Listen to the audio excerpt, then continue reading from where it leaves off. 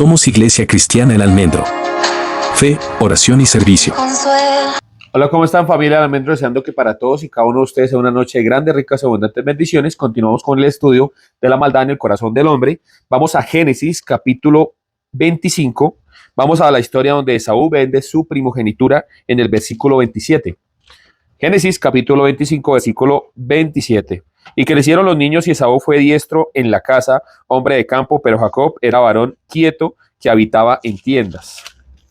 Y amó Isaac a Esaú porque comía de su casa, mas Rebeca amaba a Jacob. Y guisó Jacob un potaje, y volviendo Esaú del campo cansado, dijo a Jacob: te ruego que me des a comer de ese guiso rojo, pues estoy muy cansado. Por tanto, fue llamado su nombre Edom. Y Jacob respondió: véndeme este día tu primogenitura. Entonces dijo Esaú: he aquí, yo me voy a morir, ¿para qué pues me servirá la primogenitura? Y dijo Jacob: júramelo en este día. Y él le juró y vendió a Jacob su primogenitura. Entonces Jacob dio a Esaú pan y del guisado de las lentejas, y él comió y bebió y se levantó y se fue. Así menospreció Esaú la primogenitura. Bueno, hace algún tiempo surgieron varios movimientos, sobre todo en el mundo evangélico, y me llamó mucho la atención el poder leer y el poder de pronto pensar en aquellas cosas que han venido sucediendo de un siglo para acá. De hecho, en el siglo pasado podemos ver que muchos de los movimientos carismáticos de teología de la prosperidad, el movimiento apostólico y profético, que de apostólico profético no tiene nada. Y pensaba yo decía, bueno, ¿cuándo fue que perdimos el camino? ¿En dónde fue que se desvió el cristianismo? Y pues el tema es que siempre, desde que el hombre meta su mano en la escritura y no mire la escritura como la mayor autoridad, siempre el hombre va a tratar de torcer las cosas que Dios dejó bien hechas. Llame esto de esta manera o de otra, yo quiero decirle a usted que siempre que el hombre mete sus manos en las cosas de Dios, trata de pervertirlas. No lo puedo yo decir solamente a través de esto que le estoy diciendo, sino también, por ejemplo, veamos el Edén, veamos la creación, veamos el matrimonio, veamos lo que Dios planea para la humanidad. Siempre el hombre ha tratado de pervertirlo y la Biblia no es la excepción. Y más que la Biblia, es como la doctrina bíblica. Y usted me va a decir, bueno, Fabián, pero es que hay muchas doctrinas bíblicas, alguno dice que tiene la razón, el otro dice yo tengo la razón, yo tengo más razón que usted.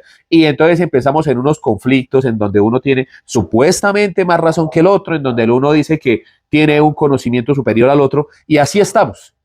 Esto no es algo de hoy, esto es algo que lleva muchísimos años.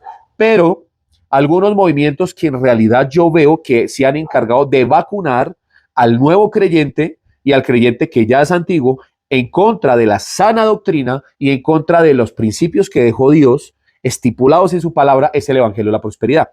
Entonces yo pensaba, bueno, ¿y cuándo empezó ese movimiento místico, mágico, maravilloso? Ese movimiento en donde ya no importa la escritura, ya no importa lo que esté escrito acá, sino lo que importa es la emoción.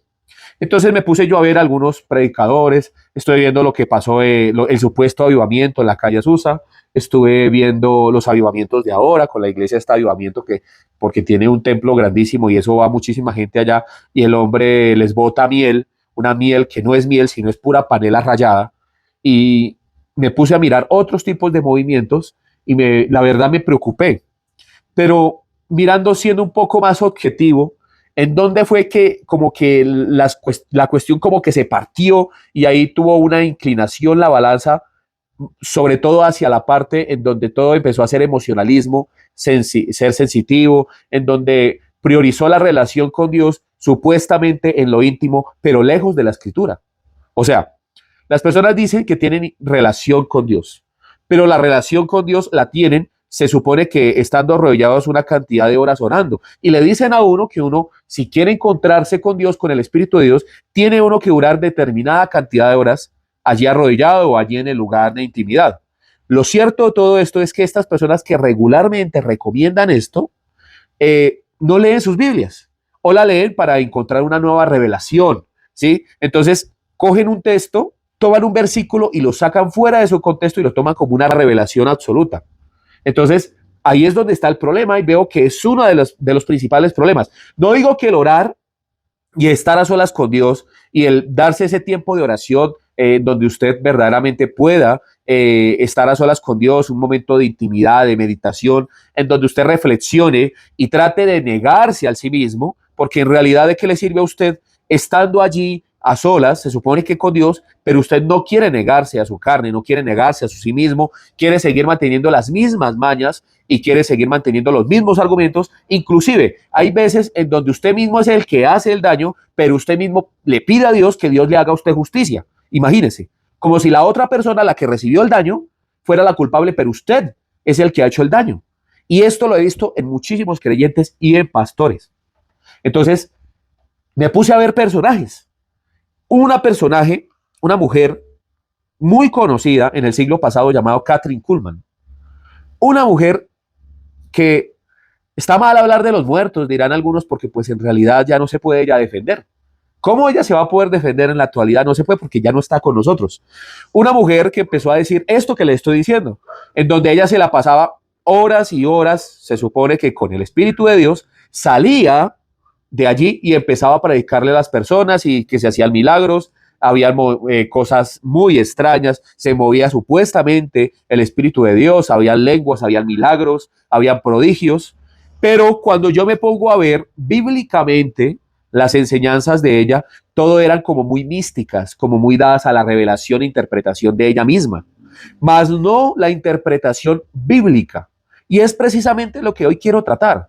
Quiero decirles a ustedes que gracias a esa señora, después salió un señor llamado Benny Hinn que después fue y se botó en la tumba de ella y supuestamente ella también heredó la unción de esta señora. Y ahorita tenemos unos paisanos aquí en Colombia que son de la iglesia Avivamiento, que para mí es avispamiento, y ellos se hacen dueños de la unción. Dicen que ellos son los ungidos de Jehová y que aquí está el nuevo avivamiento. Eso sí piden plata por borbollones como esta señora Kathryn Kuhlman. De hecho, esta señora casi no tenía que pedir. Era algo, como era una mujer muy bella, muy portentosa en aquel, cuando empezó a predicar, pues ese es uno de los grandes problemas del ministerio pastoral femenino que no existe, que también es otra invención del siglo, desde el siglo pasado hasta ahora, en donde la mujer empezó a predicar y empezó a dirigir la iglesia.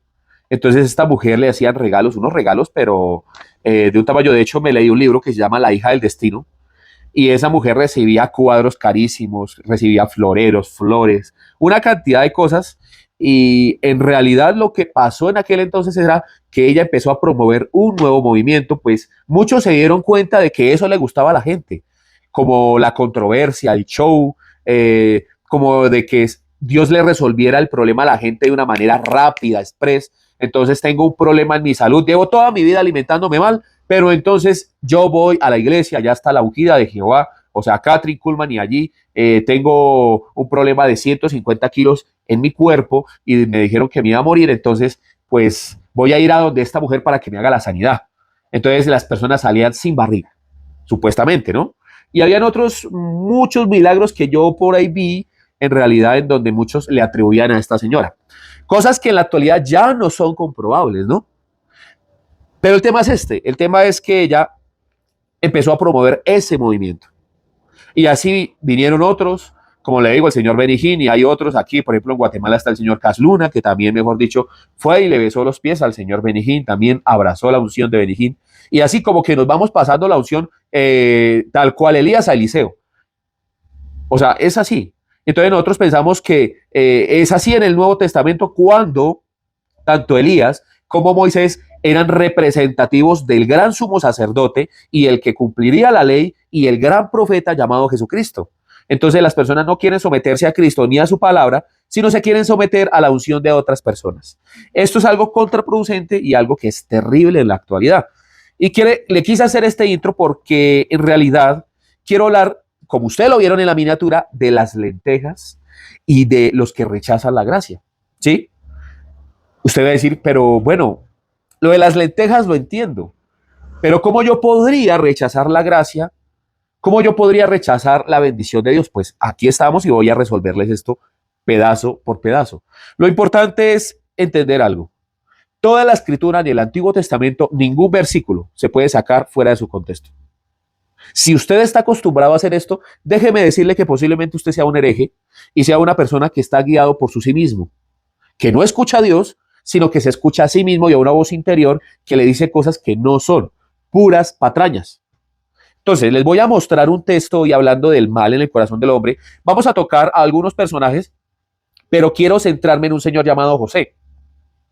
Ahora usted dice, pero luego lo de las lentejas no es correspondiente a Jacob y Esaú. Sí, hermano, lo que pasa es que cuando pasa lo de las lentejas, vamos a ver que el hijo de Jacob, o sea, José, es una persona que empieza a tener unas revelaciones, unos acontecimientos, cosas graves que pasan en el personaje y que básicamente usted mira que después de que Jacob hereda la primogenitura, sus descendientes empezaron a desarrollar el mal, tratando de perseguir en aquel entonces a su propio hermano. Desde ya les digo a ustedes una cosa interesante. Jacob es un personaje que pasa a la historia como un patriarca, pero José es sombra y figura del Mesías y del Salvador. En realidad, para los judíos hay dos tipos de Mesías en el Antiguo Testamento y de hecho los judíos ortodoxos se pelean.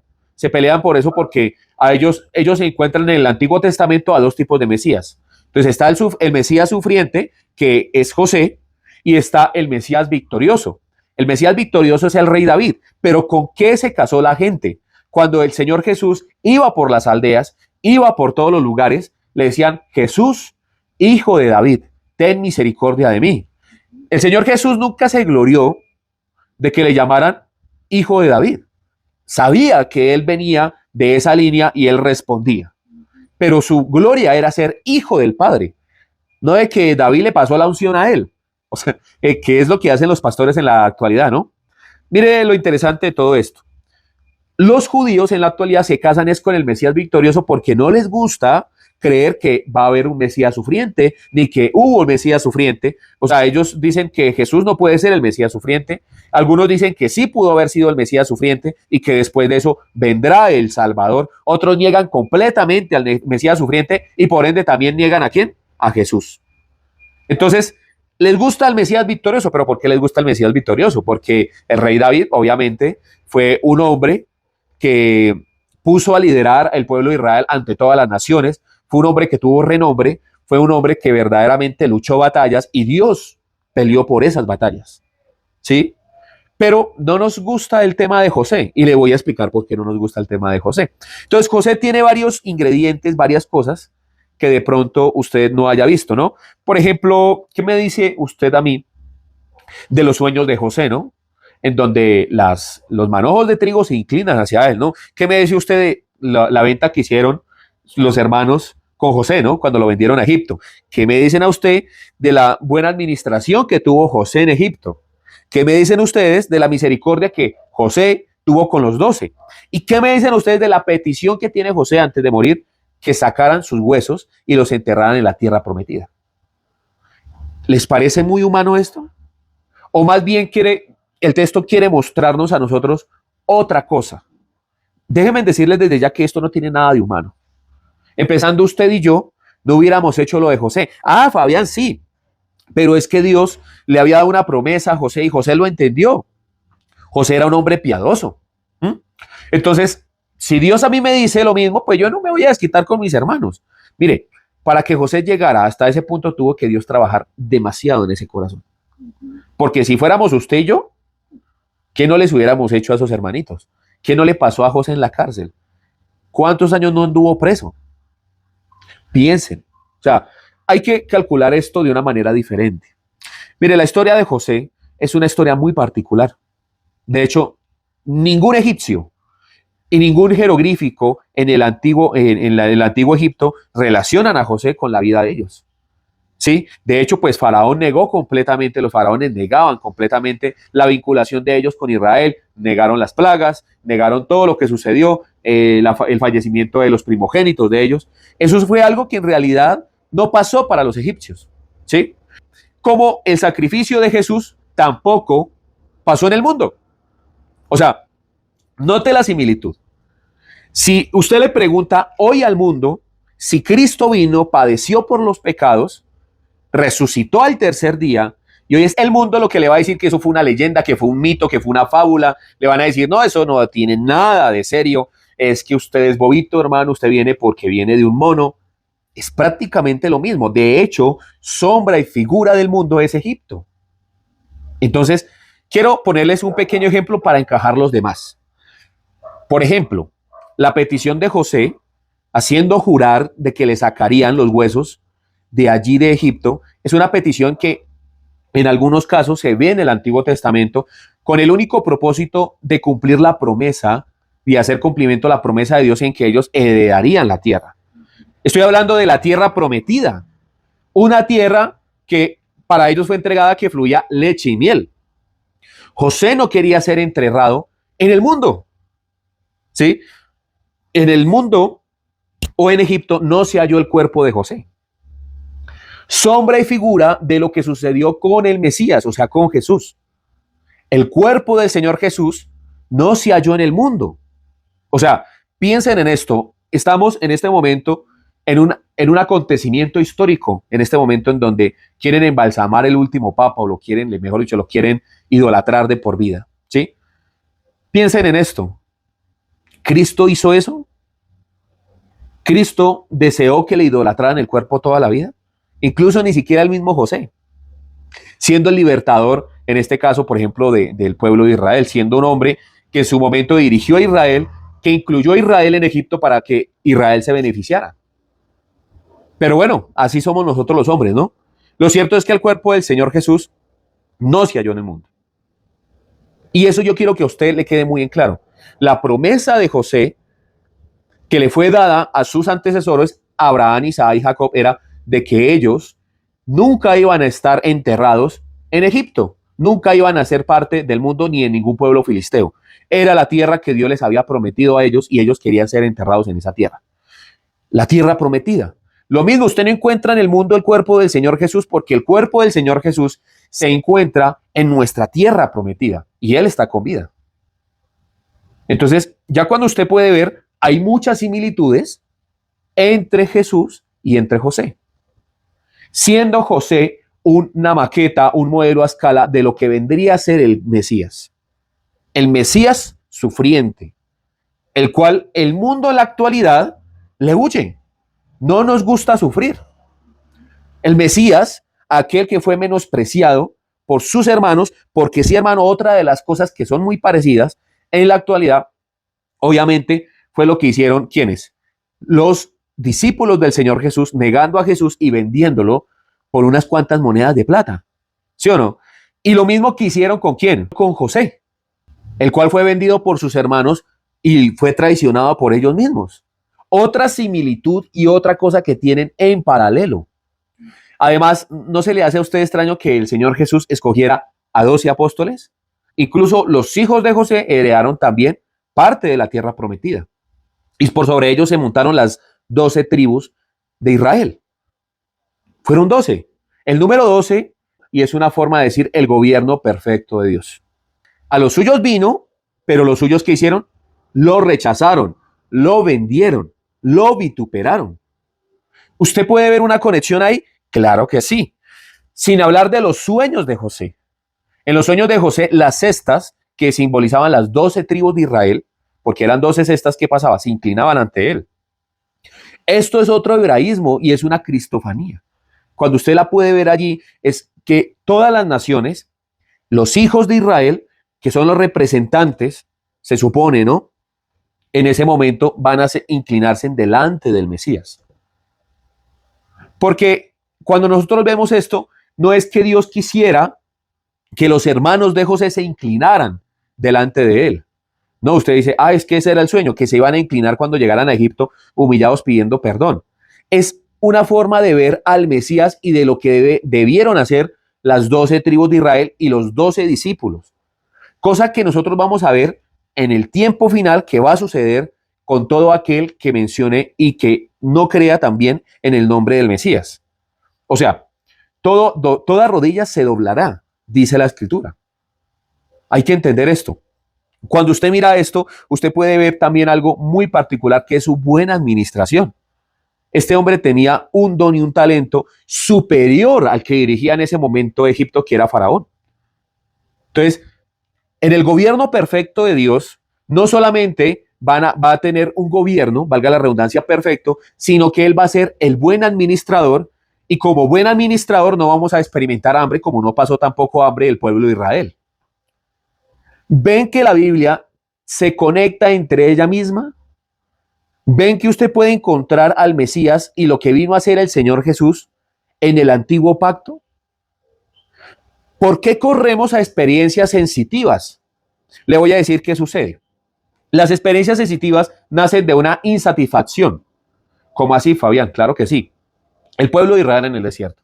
Iban caminando, pero el pueblo de Israel en algún momento quiso escuchar a Dios y Dios se les presentó a ellos y empezó a hablar y ellos no soportaron el ruido. Vamos de una vez a Hebreos capítulo 12. Allí en Hebreos capítulo 12 vamos a encontrar algo bastante interesante y es que desde el versículo 12 vamos a empezar a leer. Dice, por lo cual levantad las manos caídas y las rodillas paralizadas y haced sendas derechas para vuestros pies, para que lo cojo no se salga de camino, sino que sea sanado. Seguid la paz con todos y la santidad sin la cual nadie verá al Señor. Mirad bien, no sea que alguno deje de alcanzar la gracia de Dios, que brotando alguna raíz de amargura, aquí me quiero detener con la amargura. ¿De dónde nace la amargura? De una insatisfacción por lo que se tiene. Porque otra persona tiene lo que yo no tengo y me amarga el pensar en eso. Miren muy bien esto. Os estorbe y por ella muchos sean contaminados. O sea que si usted como representante del evangelio, en usted nace una amargura, por culpa suya muchos van a ser contaminados. Y dice, os estorbe. Pero ¿estorbar hacia dónde? Obviamente hacia mirar al Señor Jesús y hacia ir camino a la tierra prometida. Ya se los voy a mostrar. Versículo 16. No sea que haya algún fornicario o profano como Esaú, que por una sola comida vendió su primogenitura, porque ya sabes que aún después, deseando heredar la bendición, fue desechado y no hubo oportunidad para el arrepentimiento, aunque la procuró con lágrimas. Aquí pasa algo muy particular, porque aquí nos dice que Esaú anheló, deseó el retener la primogenitura, y eso lo podemos ver cuando le dice a su padre Isaac, le dice, padre, bendíceme. Y en lugar de recibir una bendición, recibe es una maldición. Esto es algo tremendo, ¿no? En el versículo 18 dice, porque no os habéis acercado al monte que se podía palpar. Está hablando del monte Sinaí. Mire lo que está diciendo acá. Y que ardía en fuego, a la oscuridad, a las tinieblas y a la tempestad, al sonido de la trompeta y a la voz que hablaba, la cual los que la oyeron rogaron que no se les hablase más, porque no podían soportar lo que se les ordenaba. Si aún una bestia tocar el monte, será apedreada o pasada con dardo. Y tan terrible era lo que se veía, que Moisés dijo, estoy espantado y temblando, sino que os habéis acercado al monte de Sión. Mire, aquí hay una sino, o sea, usted no se está acercando al monte Sinaí, ni tampoco se debe acercar a eso, porque el monte Sinaí, la manifestación del monte Sinaí, pertenece al antiguo pacto. El antiguo pacto no le compete a usted. Esa es la realidad. Así de pronto usted, mi amigo legalista, me diga que usted debe acercarse al monte Sinaí. No, aquí le está diciendo, sino que os habéis acercado al monte de Sión, que es la tierra prometida, la ciudad del Dios vivo, Jerusalén la celestial. No está diciendo Jerusalén la terrenal, porque muchos van a Israel y de hecho por ahí vi a una pava que se la pasa pecando y salió por allá con vestiduras blancas diciendo que ahora había santidad. No, es que la Jerusalén terrenal no es importante, hermano.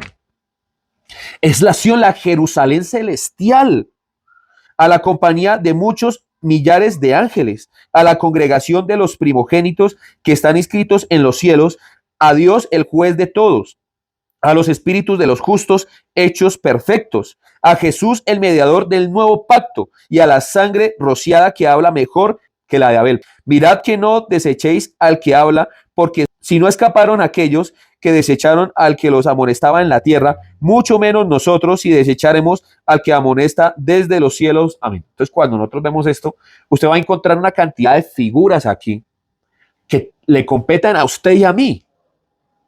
Y le está diciendo a usted que usted no debe hacer lo del fornicario de adúltero llamado Esaú, que menosprecia su primogenitura. ¿Quiénes menospreciaron la primogenitura? Es la pregunta. Los hermanos de José. ¿Quiénes menospreciaron la primogenitura en muchas ocasiones? Los mismos discípulos.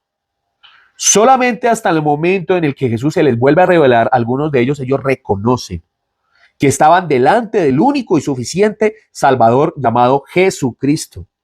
Pero fue después de su muerte y de su resurrección en donde nosotros encontramos de que ellos verdaderamente tienen un corazón arrepentido. Esa es la realidad. El rechazar la primogenitura es enamorarse de algo tan vil y vano, algo sin tan importancia como lo que son las riquezas, la comodidad, lo que tiene el prójimo que yo no lo tengo, que yo deseo, que yo creo que desearía y que debería yo tenerlo. Eso es el rechazar la primogenitura. Porque hay gente que cambia a Dios por un plato de lentejas, pero mire, cuando usted se pone a mirar el plato de lentejas, ¿qué simbolismo tiene? O sea, vamos a la psicología de Esaú. La psicología de Esaú era, yo vivo de mi casa, yo vivo de mi trabajo. Soy un hombre voraz, feroz y que soy capaz de hacerlo todo. Soy un hombre fuerte. De hecho, Isaac, su padre, lo amaba por estas características. Soy un hombre que merezco, ¿sí? Soy un hombre que soy muy guapo, simpático, soy yo. O sea, es una persona que ama su propio yo, su ego. Por eso el Señor Jesús les decía a los discípulos y le dijo a Nicodemo, es necesario nacer de nuevo. ¿Por qué? Porque el yo tiene que morir. Entonces, cuando usted se pone a ver a la familia de José, en realidad ellos toda la vida vivieron amando su yo.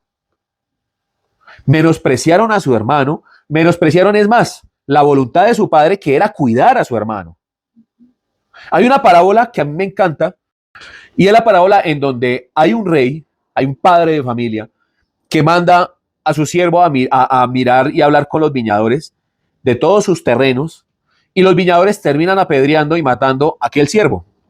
Y aún así el padre envía ¿a quién? A su propio hijo, y le hacen exactamente lo mismo. ¿Qué no es este el mismo Jesús? Jacob le pedía a sus otros hijos que cuidaran ¿a quién? A José, el cual tenía un manto diferente al de sus hermanos, el cual tenía sueños y que esos sueños eran sueños que no le cabían en la cabeza a sus hermanos. Tales cosas también le sucedieron al Mesías. Cuando el Mesías hablaba de las bienaventuranzas y de los sueños que él tenía para la humanidad, tampoco les cupo a aquellas personas en la cabeza. ¿Cómo así? ¿Nos tenemos que inclinar ante usted? Es más, ¿cómo es esto? ¿Cómo es esto? ¿Cómo es esto que usted tiene que ir a morir por cada uno de nosotros? Usted va a resucitar y al tercer día usted va a reinar. ¿Qué acaso usted no es el hijo de José? Y los otros deseaban que este hombre fuera un hombre que hiciera guerra, que fuera un hombre poderoso y que los pusiera a reinar. Los dichos de Jesús jamás le entraron en la cabeza a las personas de aquella época, como tampoco a las personas de hoy, las cuales cambian el evangelio por riquezas, por fama, por reconocimiento, por un liderazgo, por ser nombrados y tener, mejor dicho, renombre. Yo me miro en la actualidad programas que sacan este canal de enlace, que es una completa basura. Hay uno que otro predicador que aparece allí que verdaderamente predica sano evangelio, pero en su gran mayoría todos predican dinero. Porque, hermanos, el dinero es el Dios de esta época.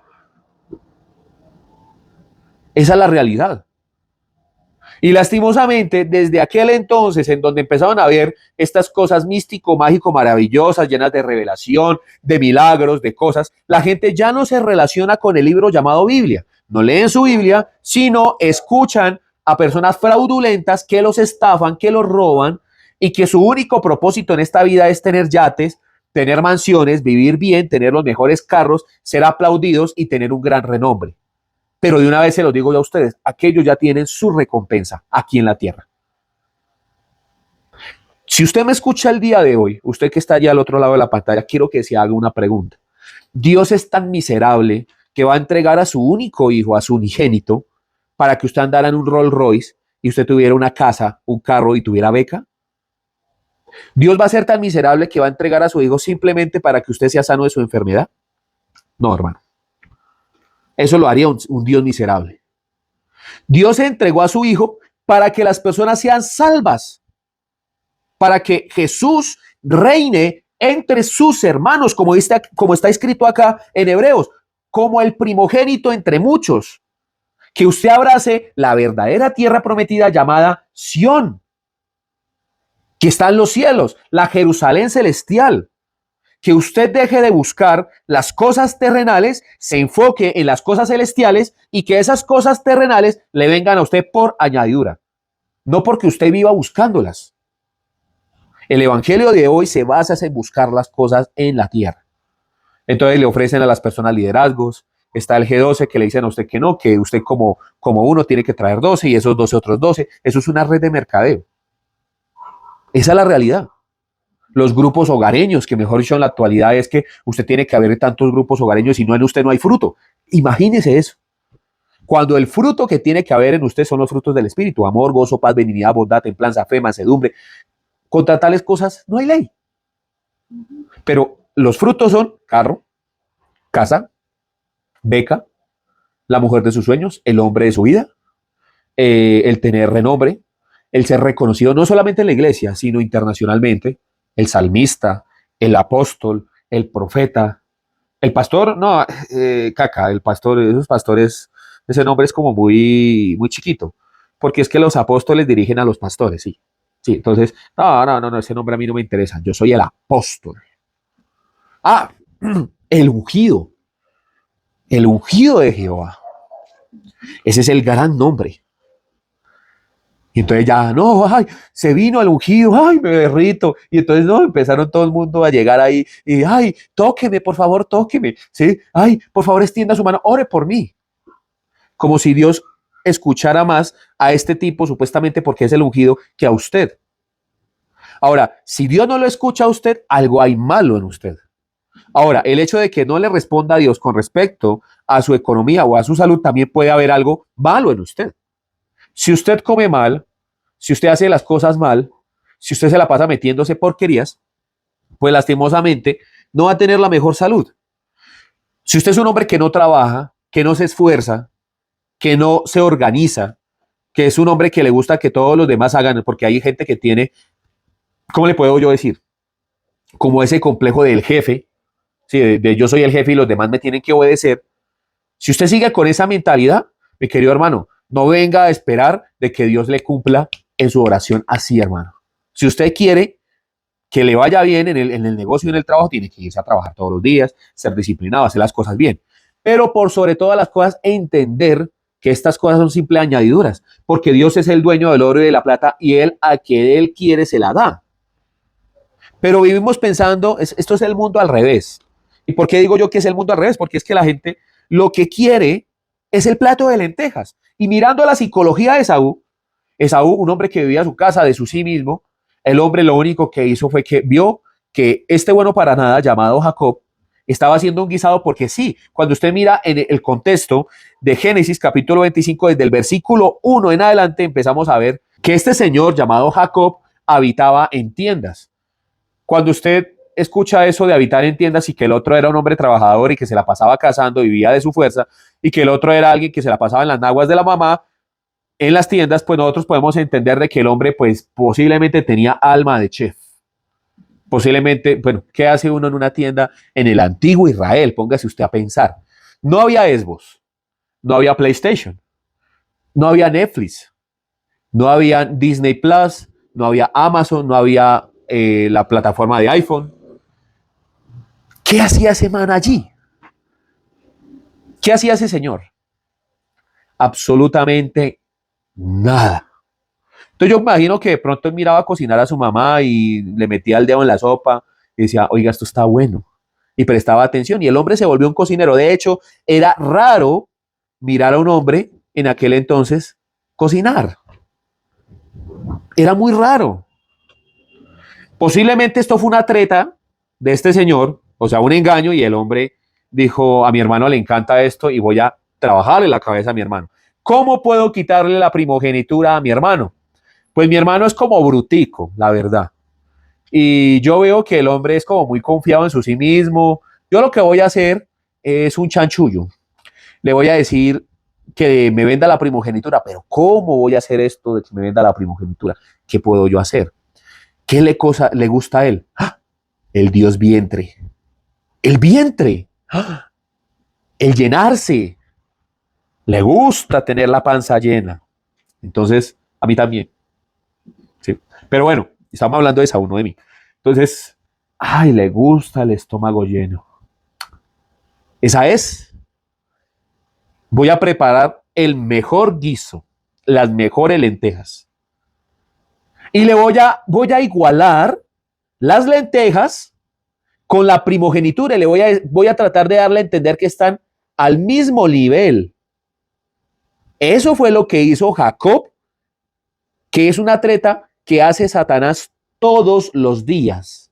Le dice a usted que el reino de Jesús, el reino de Dios, la gloria de Dios, está al mismo nivel que las migajas que usted puede encontrar en este mundo.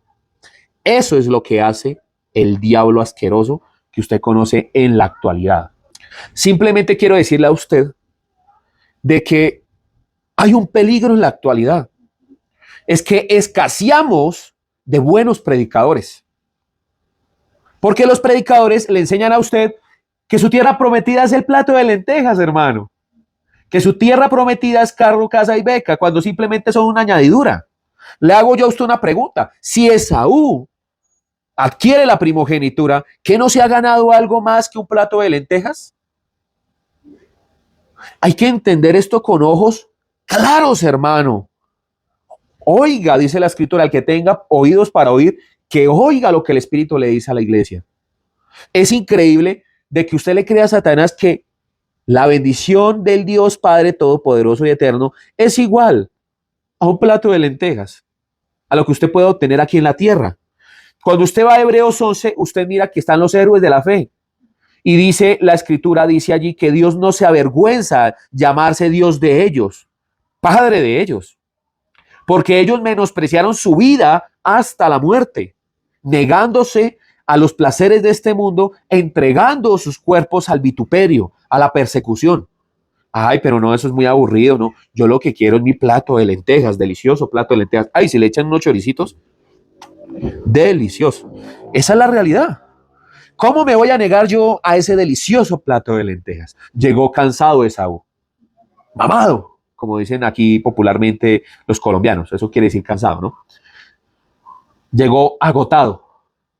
Entonces, mire la treta. Mire esto.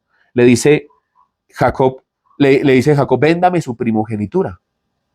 Y el soquete este va y dice, ah, total, yo me voy a morir. ¿De qué me sirve eso? Sí, mejor deme el plato de lentejas. Mire, ¿qué no decimos nosotros lo mismo? ¿Qué no dice lo mismo el Evangelio de la Prosperidad? Total, no creo en Dios. ¿Quién sabe si seré salvo o no? Prefiero tener la bendición aquí en la tierra que tener la seguridad de mi salvación.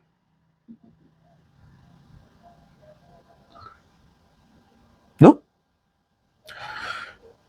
Y mirando los hijos de este señor maravilloso llamado Jacob, podemos ver algo muy importante. Todos en ellos, todo lo que se mueve alrededor de ellos, es una ambición por gobernar y tener las posesiones de su padre, pero nunca por obedecer a su padre. Nunca. Porque si hubieran obedecido al padre, no hubieran entregado a esclavitud a su propio hermano. Si hubieran tenido temor de su padre y del Dios al que él le servía, no hubieran hecho esto. Pero los hijos de Jacob jamás le creyeron a Jacob. Creyeron simplemente en su sí mismo. Tenían un corazón de edomita tremendo.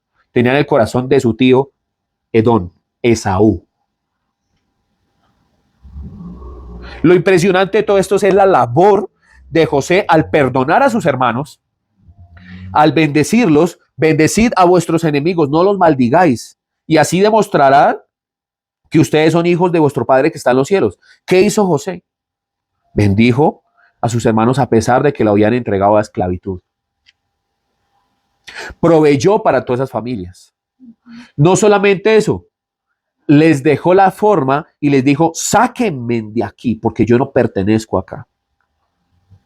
Lo curioso, y lo vamos a tocar la otra semana, es que el reclamo del pueblo de Israel durante el exilio es, en Egipto teníamos pescado y pan, y estamos cansados de este pan liviano que nos entregan. La insatisfacción es la falta de contentamiento, hermano. Vamos a Hebreos capítulo 13, versículo 5. Sean vuestras costumbres sin avaricia. Hebreos capítulo 13, versículo 5. Sean vuestras costumbres sin avaricia, contentos con lo que tenéis ahora.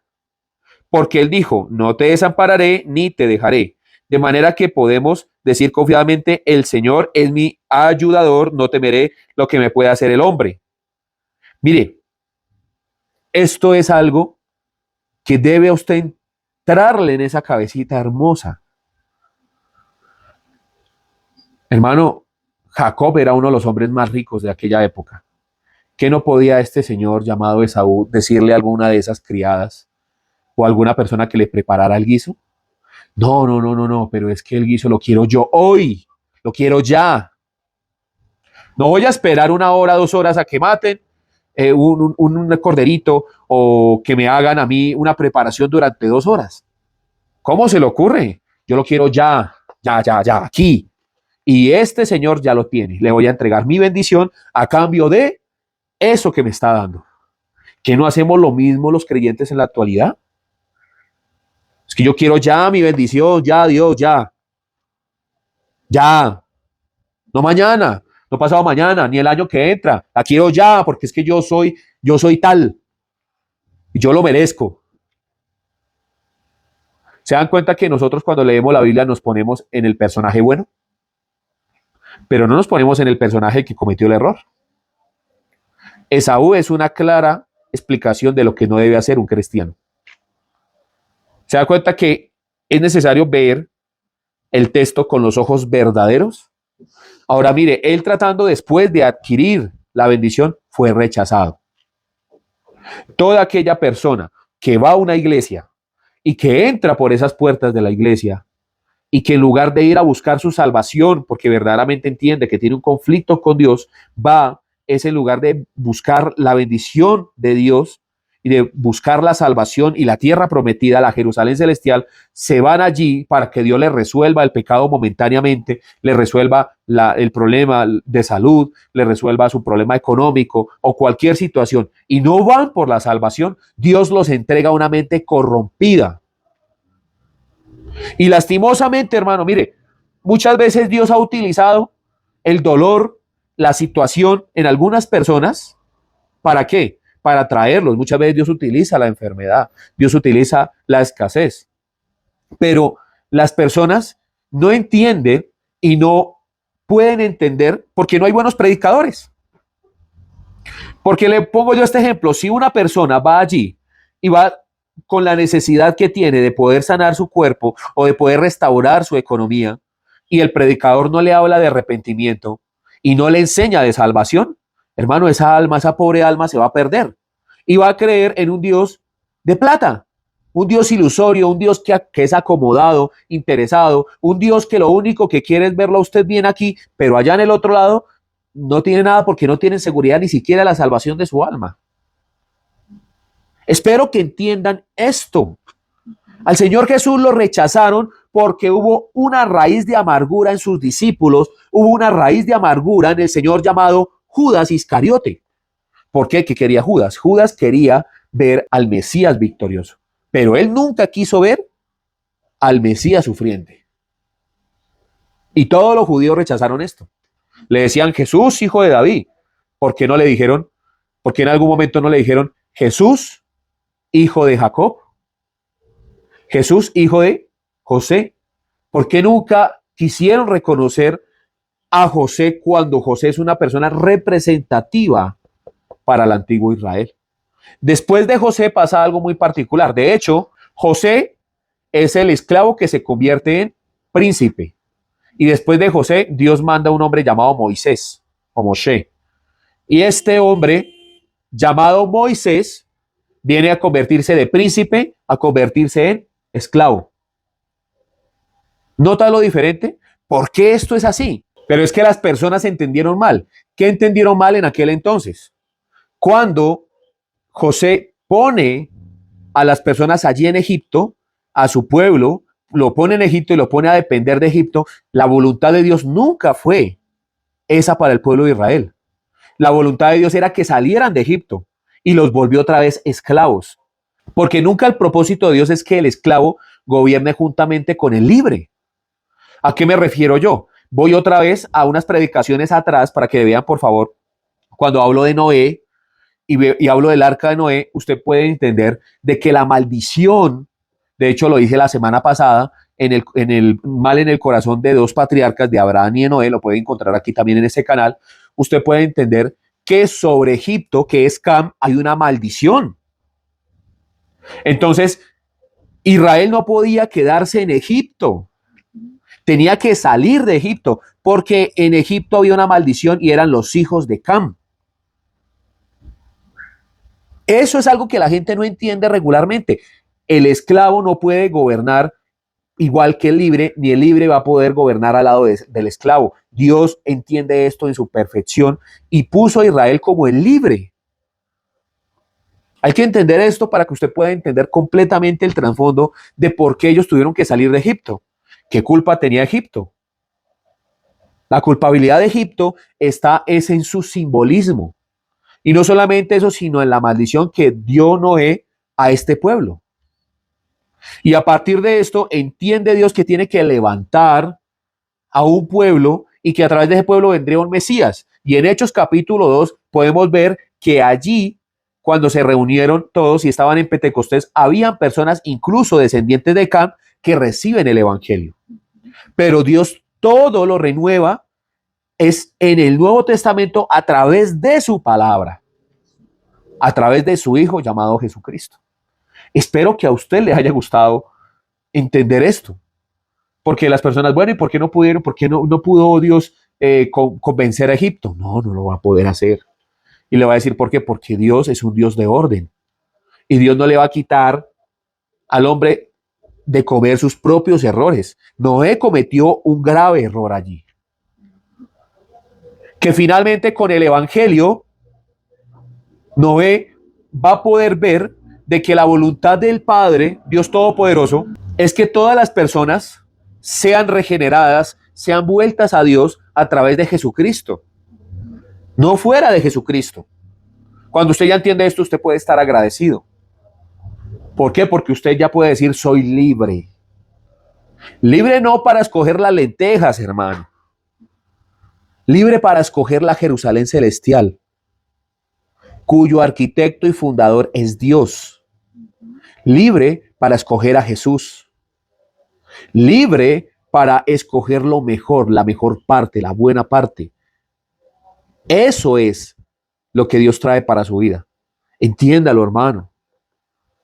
No pelee con el predicador que le trae sana doctrina, con el predicador que le dice que Dios no es plata. Ubíquese. Piense si lo que usted está pensando o lo que le enseñaron a usted en esas iglesias de error es verdad. Tenemos que entender que las cosas no son como muchas veces nosotros las hemos idealizado. Debemos de entender que nosotros somos un pueblo que no es cualquier pueblo y es el pueblo que Dios cambió a través del sacrificio de su Hijo. Que nosotros no podemos cambiar. Que el único que puede cambiar es el Dios Padre Todopoderoso, nuestro corazón negro y pervertido. Entonces, si nosotros como personas independientes no entendemos que no es un plato de lentejas, vamos a hacer lo mismo que hicieron los hermanos de José, vamos a hacer lo mismo que hicieron los discípulos, vamos a vender al maestro, vamos a negarlo, vamos a enamorarnos del mundo, vamos a extrañar el mundo. Incluso hay cristianos que extrañan el mundo. Por eso es que los pastores en la actualidad tratan de traer el mundo a la iglesia. Pero si tú utilizas el mundo para atraer a los creyentes, lo decía Charles Spurgeon, lo decía John Piper, lo decían otros, de incluso Jan Hus lo decía, es increíble, pero usted tiene que seguir utilizando el mundo para sostener a aquellas personas. Entonces usted mira que en la actualidad las iglesias son una discoteca. Mire, no digo que usted de pronto no pueda poner una luz, todo debe hacerse con orden. No digo que usted de pronto no puede poner el templo bonito, no digo que usted de pronto no puede poner un buen ambiente. El tema es que usted entra ahorita y eso cámara de humo, luces, todo es una emoción y usted como que se siente chévere, como que le dan ganas de bailar, como de sentirse libre, ¿sí? Y entonces viene el pastor y le dice que usted va a heredar la tierra prometida y le dice que la tierra prometida es su carro, su casa, lo que usted desea, que usted va a adquirir el hombre o la mujer de sus sueños y mejor dicho, usted va a ser una persona que va a ir al infinito y más para allá. Y mejor dicho, le dicen a usted una predicación motivacional en donde le dicen, Dios entiende tu dolor.